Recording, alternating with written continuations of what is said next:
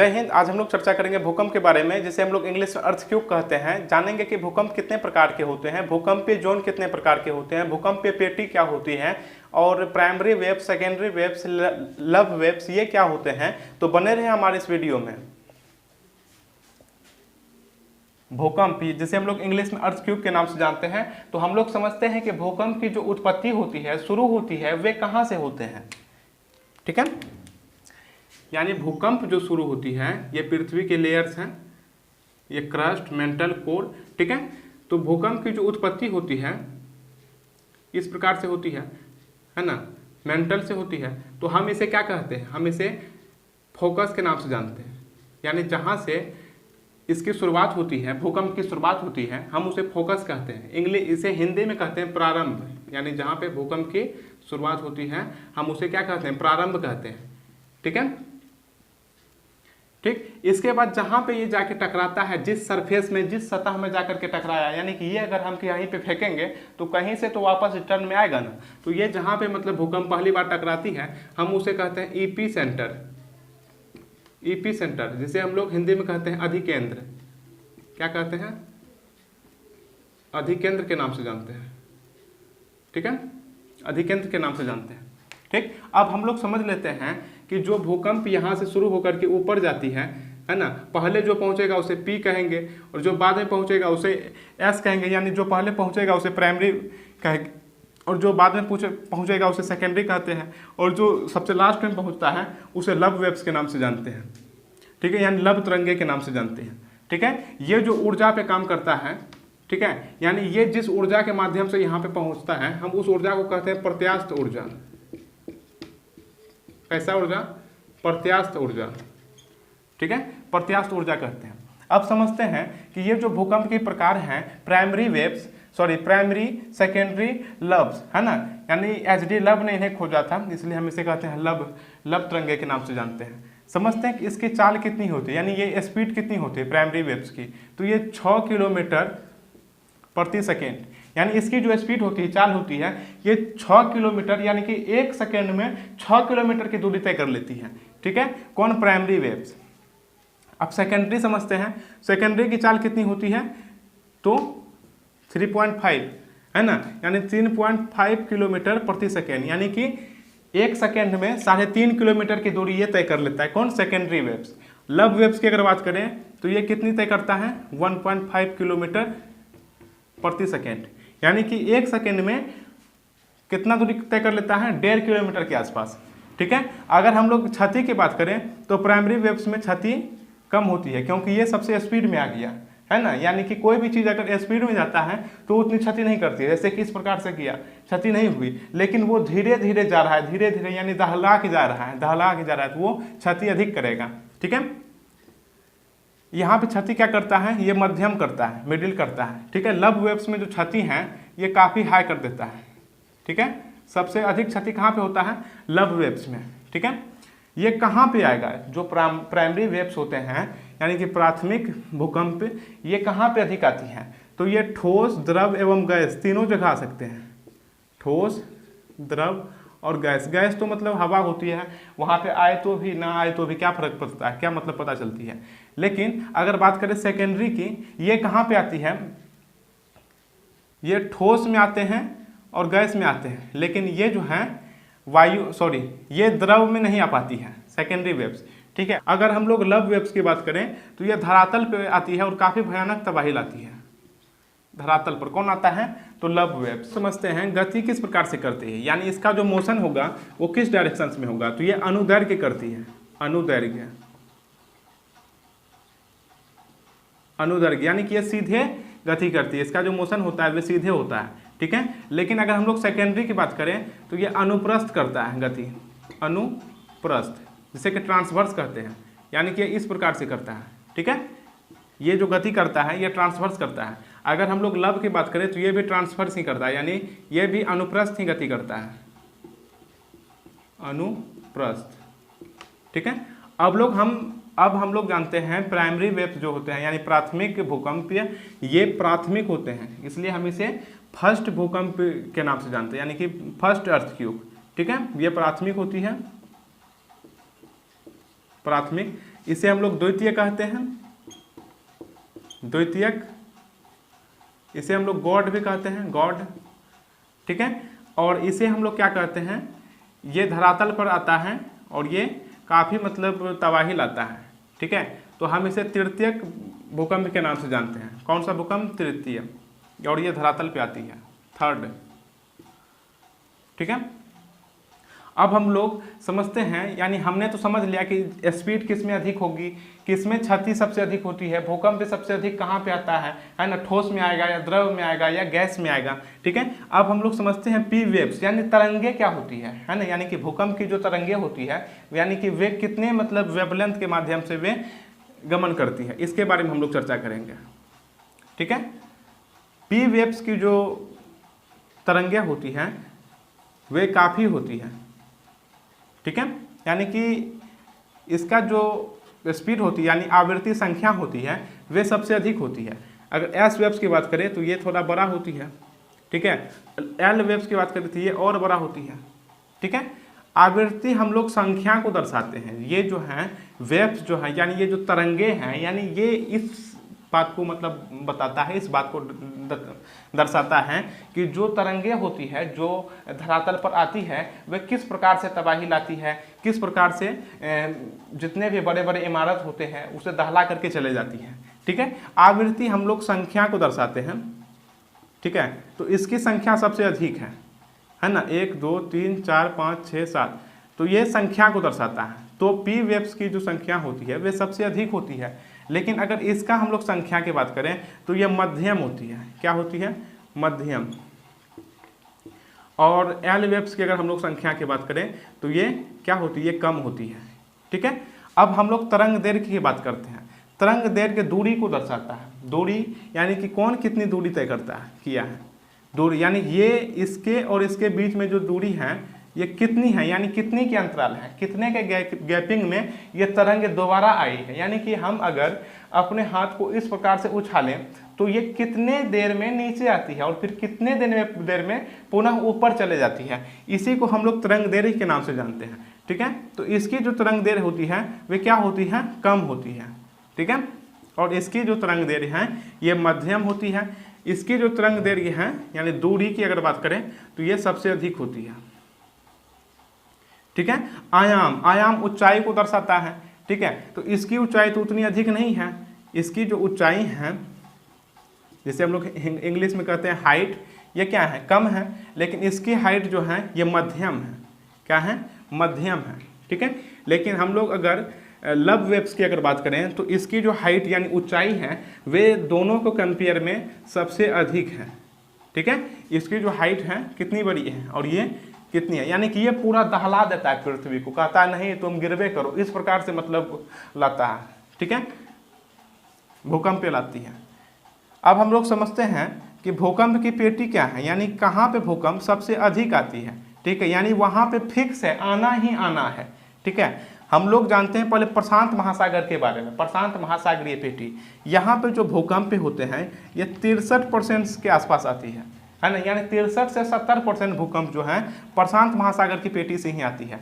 प्रशांत महासागर की पेटी यानी प्रशांत महासागर के बारे में इससे पहले वाले वीडियो में हमने बताया था, लेकिन थोड़ी लाइटिंग की समस्या हो गई थी, ठीक है।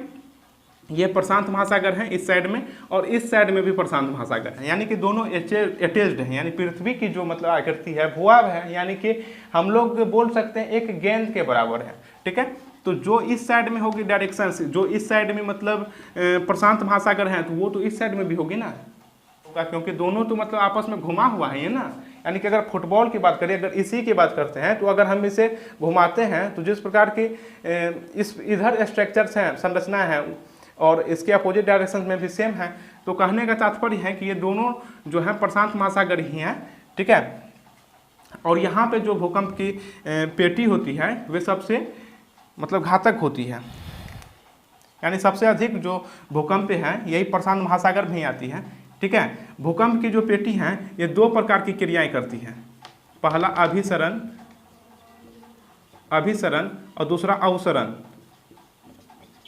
अवसरण, ठीक है। अभिसरण में क्या होता है कि जब 2 प्लेट आपस में नज़दीक आ रहा हो, 2 प्लेट हैं आपस में क्या हो रहा है? नज़दीक हो रहा है, ठीक है, इधर से भी प्लेट है ये भी आ रहा है और इधर से भी प्लेट है ये भी आ रहा है। लेकिन अवसरण में क्या होता है कि जब दो प्लेट एक दूसरे से दूर जा रहा हो हम उसे अवसरण के नाम से जानते हैं, ठीक है। लेकिन प्रशांत महासागर में होता है क्या कि अभिसरण होती है, यानी कि दो प्लेट एक दूसरे के नज़दीक आते हैं, ठीक है। प्रशांत महासागरीय प्लेट जो है एक तरफ से अमेरिका से टकरा जाता है।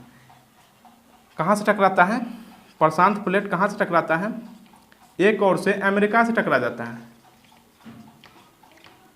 अमेरिका से, ठीक है। और दूसरे ओर कहाँ से टकराता है? तो जो ये एशिया महाद्वीप है यानी एशिया कॉन्टिनेंट है उससे टकरा जाता है, ठीक है। तो भारी मतलब भूकंप लाती है, सुनामी लेके आती है ना। प्रशांत महासागर बराबर यहाँ पे होते ही रहते इस साइड में, ठीक है।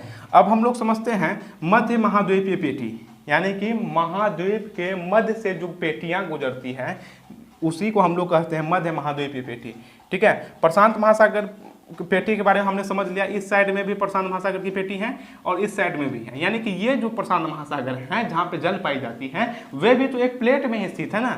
कहने का तात्पर्य मेरा ये है, ठीक है। और मध्य महाद्वीपीय पेटी की अगर बात करें तो ये महाद्वीप के बीच से होकर के निकलती है इस प्रकार से, ठीक है। मध्य महाद्वीप के यानी कि महाद्वीप के बीच से होकर के निकलती है, ठीक है। यहाँ पे इंडिया हो गया, नेपाल, ये सब यहीं पे है, ठीक है। तो यहाँ पे क्या होता है मध्य महाद्वीपीय पेटी में, यहाँ पे अभिसरण ही होता है, यानी कि एक प्लेट दूसरे प्लेट को क्या कर रहा है? धकेल रहा है, यानी कि दोनों जो है अभिसरण हो रहा है। ये भी प्लेट आ रही है और ये भी प्लेट आ रही है। तो होगा क्या कि कोई प्लेट नीचे धंस जाएगा, जो भारी प्लेट होगा वो नीचे धंस जाएगा, जो हल्का प्लेट होगा वो ऊपर उठ जाएगा, है ना। इस प्रकार की घटनाएं होगी, भूकंप होगी, सुनामी होगी, है ना। तो मध्य महाद्वीपीय पेटी में क्या होता है, यानी कि जब ये दोनों एक साइड में आते हैं तो जो अफ्रीका वाला प्लेट है, यानी ये अलग प्लेट है ये अलग प्लेट है, तो ये अफ्रीका वाला जो प्लेट है यूरोप को क्या कर रहा है? धकेल रहा है, यानी कि प्रेशर दे रहा है, अभिसरण कर रहा है, ठीक है। अफ्रीका क्या कर रहा है? यूरोप को धकेल रहा है, यूरोप को धकेल रहा है। तो ये क्या चीज़ का निर्माण करेगा? ये पठार का निर्माण कर देगा, यानी कि इसे काफ़ी उठा देगा, ठीक है। क्या चीज़ का निर्माण करेगा? पठार का निर्माण कर देगा, पठार का निर्माण कर देगा, ठीक है। और इधर वाला जो इंडियन प्लेट है, ठीक है, वे क्या करेगा? जो इंडियन प्लेट है ये किसे ढकेल रहा है? ये यूरेशियन प्लेट को ढकेल रहा है, यानी ये इंडियन प्लेट किसे ढकेल रहा है? यूरेशियन प्लेट को। यूरोप और एशिया के जो मिलन होती है हम उसे यूरेशिया कहते हैं, ठीक है। इंडियन प्लेट यूरेशिया धकेल रहा है, जिसके कारण माउंट एवरेस्ट की जो ऊंचाई है ये प्रत्येक साल 5 सेंटीमीटर क्या होता है? वृद्धि हो रही है ना। इसलिए हम लोग कुछ साल पहले पढ़े थे कि जो माउंट एवरेस्ट की ऊंचाई है 8,848 मीटर, लेकिन अभी क्या हो गया है? 8,850 मीटर। तो इसी प्रकार की घटनाएं के फलस्वरूप क्या होती है? ये वलित पर्वत की निर्माण होती है, फोल्डेड माउंटेन की निर्माण होती है, यानी कि जब एक प्लेट दूसरे प्लेट को धकेल रहा है तो भारी प्लेट नीचे चले जाएगी और जो हल्की प्लेट है वे क्या हो जाएगी? वे ऊपर हो जाएगी, ठीक है। तो ये माउंट एवरेस्ट क्या हो रहा है? बढ़ रहा है, माउंट एवरेस्ट बढ़ रहा है प्रत्येक साल। अब हम लोग जानते हैं मध्य अटलांटिक पेटी के बारे में। अटलांटिक जो है यहाँ पे है, अटलांटिक एक महासागर है जो कि ये है मध्य अटलांटिक पेटी, ठीक है। तो ये जो है ये अवसरण हो रहा है, यानी कि दो प्लेट आपस में क्या हो रहे हैं? दूर जा रहे हैं, यानी कि एक इधर की ओर जा रहा है और एक इधर की ओर जा रहा है, यानी कि दोनों की जो डायरेक्शंस हैं वे अपोजिट हैं, इस प्रकार से जा रही है, ठीक है। अवसरण हो रहा है, एक इधर जा रहा है तो एक इधर जा रहा है, ठीक है। तो यहाँ पे जब हम बताए थे इससे पहले वाले वीडियो में कि जब दो प्लेट एक दूसरे से दूर जा रही होती है तो नीचे से जो मैग्मा होते हैं वे स्टेनोस्फीयर को फोड़ करके, मेंटल को फोड़ करके क्या होता है? ज्वालामुखी का उद्गार करवाने लगता है, ठीक है। और वही ज्वालामुखी ठंडा होकर के एक कटक का निर्माण कर लेता है। तो इसलिए हम इसे मध्य अटलांटिक कटक के नाम से जानते हैं, यानी ये जितने भी हैं सभी ज्वालामुखी के ही उद्गार से हुआ और सब ठंडा होकर के यहीं पे रह गया, जिसके कारण हम इसे कहते हैं मध्य अटलांटिक कटक, ठीक है। मध्य अटलांटिक कटक के नाम से जानते हैं। अब हम लोग समझ लेते हैं छोटे प्लेट कितने होते हैं। ठीक है। इससे पहले वाले वीडियो में हमने प्लेट टेक्टोनिक सिद्धांत के बारे में बताया था, प्लेट टेक्टोनिक थ्योरी के बारे में, और फिर क्या बताया था, महाद्वीपीय विस्थापन का सिद्धांत जो वेगनर महोदय ने दिया था, और प्लेट टेक्टोनिक का सिद्धांत जो हैरी हेस ने दिया था। प्लेट टेक्टोनिक का सिद्धांत ही मान्यतापूर्वक है, ठीक है। तो प्लेट टेक्टोनिक सिद्धांत में क्या हमने बताया था कि छोटे प्लेटों की जो संख्या है वे कितने होते हैं, और यही प्लेट ही क्या करते हैं, भूकंप लाने का कार्य करते हैं। तो जो छोटे प्लेट होते हैं, जैसे कि हमने यहाँ पे बताया था, यहाँ पे क्या है, फोका प्लेट है, ठीक है। यहाँ पे क्या है, यूएस अमेरिका के पास क्या है, फोका प्लेट है। ये मैक्सिको के पास क्या है, कोकोस प्लेट है। कैसा प्लेट, फोका प्लेट,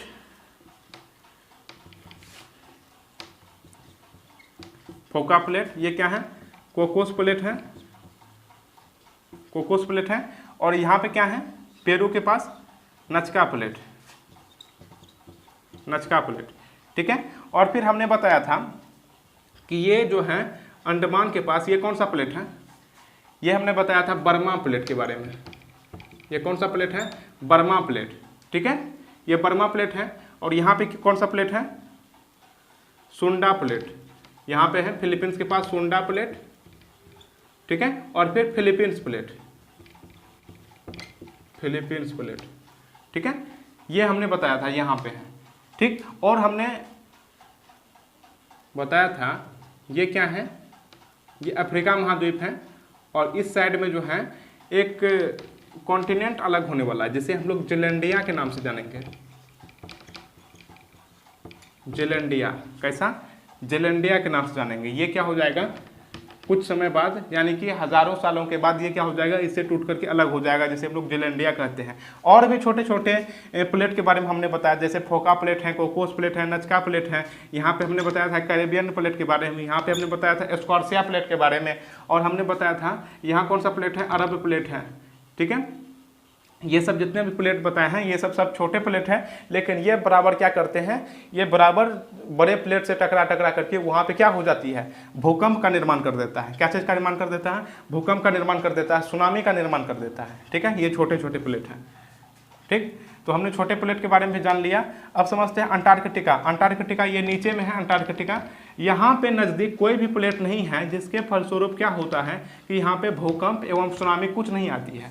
यानी जब दो प्लेट आपस में अभिसरण करेगा, यानी टकराएगा, उसके बाद ही भूकंप की प्रक्रिया होगी, है ना, भूकंप और सुनामी की प्रक्रिया होगी। और दो प्लेट आपस में जब दूर जाएगा तो अवसरण के फलस्वरूप ज्वालामुखी की प्रक्रिया होगी। लेकिन यहाँ पे नज़दीक में कोई प्लेट है ही नहीं, जिसके फलस्वरूप होता है क्या कि यहाँ पे ना ही भूकंप आती है, ना ही क्या होती है, सुनामी आती है, ना ही ज्वालामुखी का उद्गार होता है, ठीक है। कहाँ, अंटार्कटिका में हो गया, अंटार्कटिका में।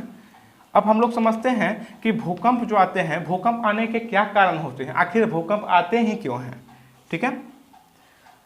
ये नोट कर लिए, हम इसे मिटा देते हैं।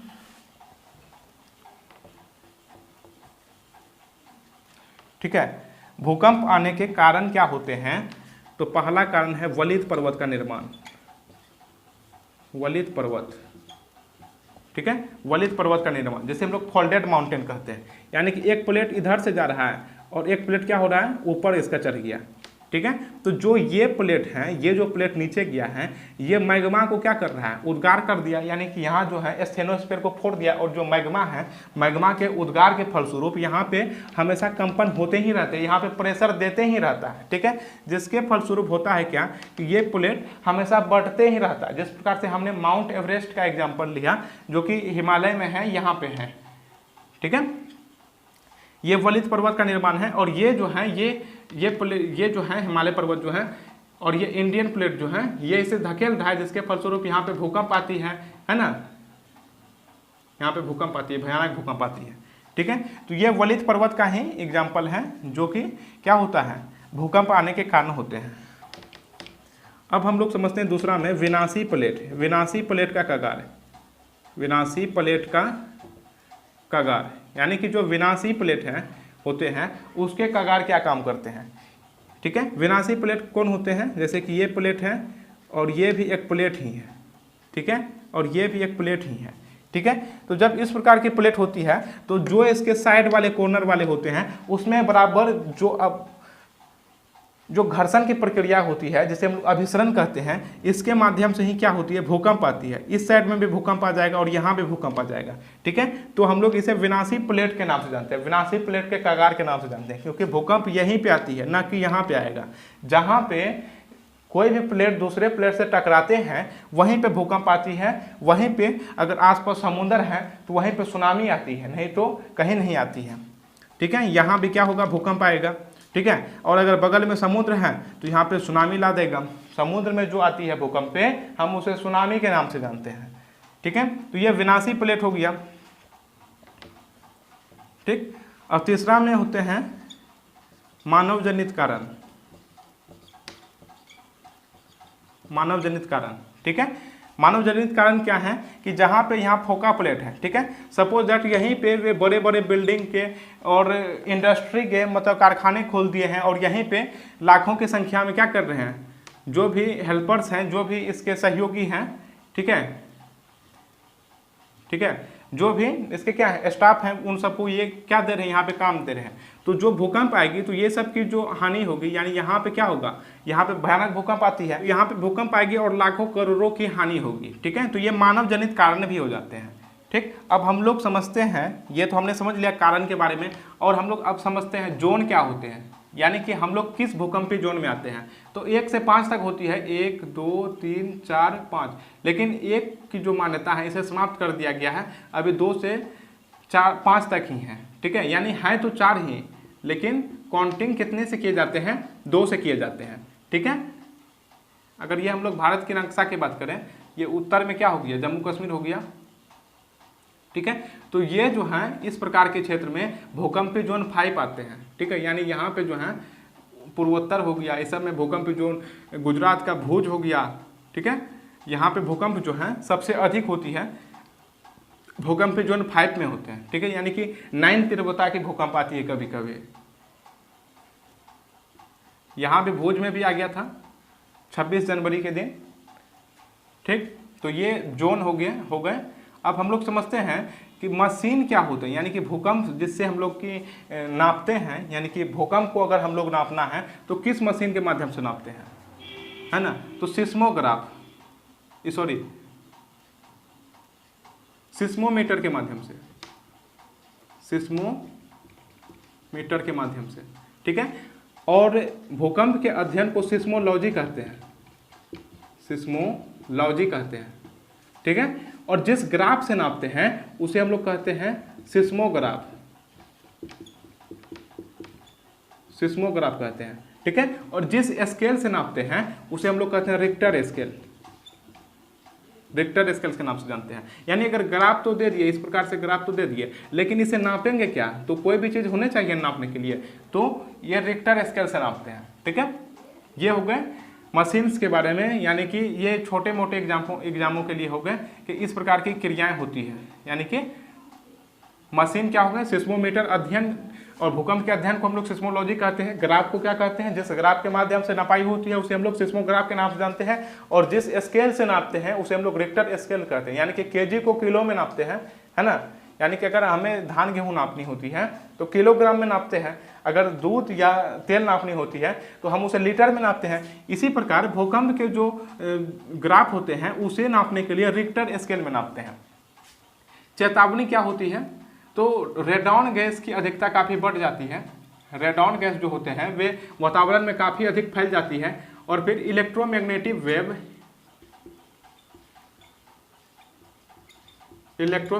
वेव्स जो होते हैं, यानी विद्युत चुंबकीय तरंगे जो होती है उसकी अधिकता भी बढ़ जाती है, ठीक है। इसके माध्यम से हम लोग पता कर सकते हैं। और जो पशु होते हैं, जानवर होते हैं, ठीक है, इसके व्यवहार में चेंजिंग आ जाती है, यानी कि ये जो है 20 हर्ट्ज से कम के ध्वनि को सुन पाते हैं, जिसके चलते होता है क्या कि इसके व्यवहार में अचानक चेंजिंग आ जाती है, ठीक है। जैसे कि कुत्ता हो गए, सियार हो गए, इस सब की जो सुनने की क्षमता होती है वे 20 हर्ट्ज से कम होती है, ठीक। अब हम लोग समझते हैं सावधानियां क्या हैं। तो भूकंप जब आती है तो वो कुछ सेकंड के लिए ही रहती है ना। तो हमें उतनी भागनी नहीं चाहिए, हमें जो भी कॉर्नर है, जो भी घर है उसके कॉर्नर में चले जाने चाहिए, है ना। यानी अपने जो माथे हैं यानी सर हैं उसके ऊपर भारी वस्तु को रख लेनी चाहिए, जैसे कि टेबल हो गई और फिर बेड हो गई। इस प्रकार की वस्तुएं को रख लें जैसे कि हमारे माथे में चोट ना लगे और किसी कोने में चले जाएं। अगर माना कि अगर बड़े बड़े इमारत गिरते भी हैं तो वे पूर्ण रूप से धंस नहीं जाते हैं, ठीक है, वे दूसरे इमारत में क्या हो जाते हैं, सट जाते हैं, इस प्रकार से सट जाते हैं। अगर हम लोग साइड में रहेंगे तो क्या हो सकते हैं, बच सकते हैं। तो इस प्रकार की मतलब क्रियाएं करनी चाहिए। और छत बनाते समय, घर बनाते समय भूकंप रोधी छड़ की भी आवश्यकता होती है, भूकंप रोधी छड़ देनी होती है जिसके माध्यम से काफ़ी अच्छी होती है और वे जो है काफ़ी टिकाऊ होते हैं। जैसे कि जापान में काफ़ी भूकंप आते हैं, जैसे कि हमने कल बताया था प्लेट टेक्टोनिक के माध्यम से, उसकी थोड़ी लाइट की प्रॉब्लम आ गई थी, नहीं तो उसमें जो मैंने बताया था वे काफ़ी इंपॉर्टेंट थे। ठीक है, तो फिर मिलते हैं अगले वीडियो में, तब तक के लिए जय हिंद।